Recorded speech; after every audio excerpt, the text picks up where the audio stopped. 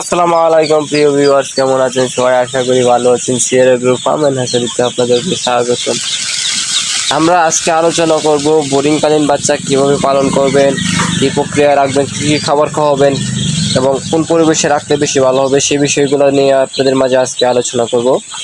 আমাদের সামনে দেখতে পাচ্ছেন অসংখ্য পরিমাণে বাচ্চা, হাঁসের বাচ্চা। এগুলো হচ্ছে কিন্তু অরিজিনাল খাকি ক্যাম্বেল মহিলা জাতের বাচ্চা কিন্তু এগুলা।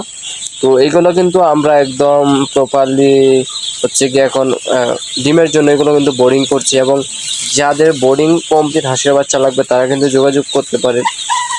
ওই সাইডে কিন্তু আমাদের অসংখ্য আরও বাচ্চা আছে, দেখতে পাচ্ছেন। আমাদের পুরো ঘরটার মধ্যে কিন্তু বাচ্চা আছে হচ্ছে কি আপনার 3000 পিসের বাচ্চার মধ্যে 2500 হচ্ছে গিয়ে মহিলা এবং 500 পিস হচ্ছে পুরুষ।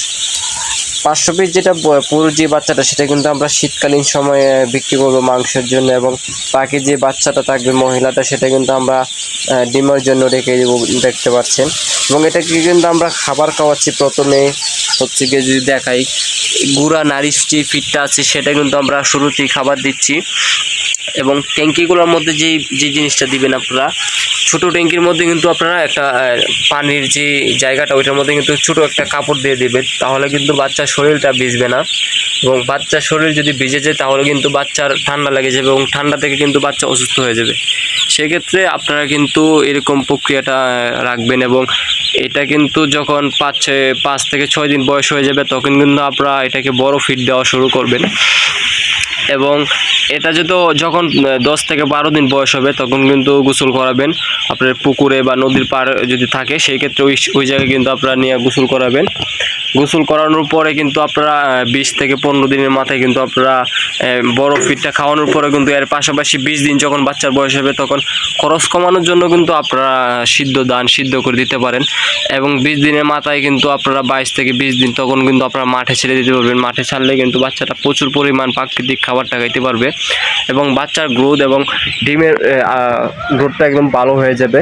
এবং আপনারা যদি প্রথমে এই বাচ্চাটা নিয়ে বোর্ডিং করে যদি রাখেন, সেক্ষেত্রে কিন্তু বাচ্চাটা একসাথে জড়ো হয়ে থাকবে। জড়ো হওয়ার ক্ষেত্রে কিন্তু আপনারা বাচ্চাটাকে একটু পর পর আইসা ফার্ম দেবেন, যাতে আওয়াজ করবেন যাতে খাবারটা খায়। এবং খাবারের পাশে কিন্তু আপনারা ট্যাঙ্কিগুলো দিয়ে দিবেন যাতে পানিটা সহজে খেতে পারে।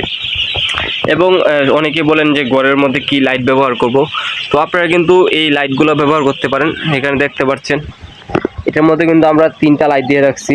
তো আপনারা চাইলে এরকম করে দিতে পারেন, বা হচ্ছে গিয়া 2টা বা 3টা এরকম লাইন বেঁধে দিতে পারেন। তো আমরা এই পাশে একটা আর হচ্ছে গিয়ে এই পাশে একটা কিন্তু আমরা লাইট ফিটিং করে দিয়েছি। এবং অবশ্যই এটার নিচে কিন্তু আপনারা খড় ব্যবহার করবেন। খড় ব্যবহার করলে কিন্তু বাচ্চাটা ঠান্ডা থেকে বিরত থাকে এবং গরমে উষ্ণতা পায়, সেক্ষেত্রে আপনারা খড়টা ব্যবহার করবেন। এবং যখন এর বয়স 8 থেকে 10 দিন হয়ে যাবে তখন কিন্তু এই খড়গুলো উঠিয়ে দেবেন, উঠায় সমগ্র বাচ্চাগুলো একসাথে জড়ো করে দেবেন। এবং আমরা কিন্তু মাঝখানে একটা জাল দিয়ে দিয়েছি, যে কারণ বাচ্চাগুলো এক না হতে পারে, কারণ অল্প অল্প বাচ্চা থাকলে কিন্তু বাচ্চাটা খাবার খেতে পারে একদম ভালোভাবে। তো আপনারা এই পর্যায়ে যদি বোর্ডিং করেন একদম পারফেক্ট একটা বোর্ডিং বাচ্চা পাবেন। এবং হাঁস থেকে শুরু করে বোর্ডিং কমপ্লিট হাঁসের বাচ্চা পেতে আমাদের স্ক্রিনে দেওয়া নাম্বারে যোগাযোগ করবেন। আমাদের ঠিকানা মদন নেত্রকোনা।